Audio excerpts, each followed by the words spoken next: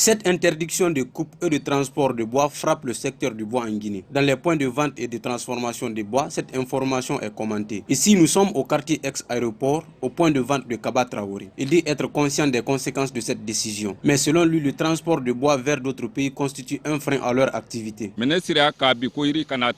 S'ils disent d'arrêter le transport du bois, c'est clair qu'on ne peut pas gagner notre quotidien. Mais le fait de transporter du bois hors la Guinée n'est pas aussi bon pour nous. Donc, si le ministère dit d'arrêter la coupe et le transport du bois, les gens aussi doivent arrêter d'abord le transport hors du pays. Les prix du bois que nous vendons ici ne connaîtront pas d'augmentation parce qu'on les a achetés bien avant la décision du ministère. Dans la menuiserie de Mamadi Condé, on ne constate pas de rupture de bois pour l'instant. Il fait savoir que chaque année, on leur interdit la coupe du bois. Mais cette année, ajoute-t-il, la période n'est pas encore arrivée. Interdiction Chaque année, ils font l'interdiction de la coupe de bois, mais cette année, la période n'est pas encore arrivée. Nous pensons que cela a une cause. Si nous travaillons, c'est parce que des gens nous amènent des bois. Nous avons appris que ces mêmes personnes ont commencé à trafiquer le bois vers d'autres pays. Avant de faire une offrande à ton voisin, sois sûr que toi-même tu es rassasié. Nous n'avons pas d'intérêt dans ce trafic. C'est pourquoi ils ont brusquement annoncé cette interdiction. S'il n'y a pas de bois, les menuisiers ressentiront les conséquences.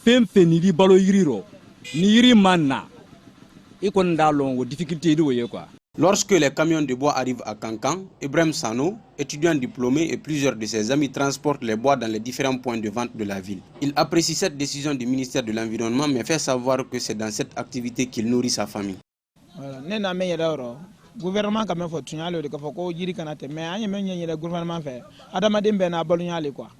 Le ministère de l'Environnement a raison. Mais vous savez, chacun a sa manière de nourrir sa famille. On a fini d'étudier, mais il n'y a pas de travail. C'est dans le transport du bois qu'on gagne notre quotidien. Le gouvernement ne peut pas engager tout le monde dans la fonction publique. Moi, je lui demande de tout faire pour ne pas que les bois coupés en Guinée quittent le pays.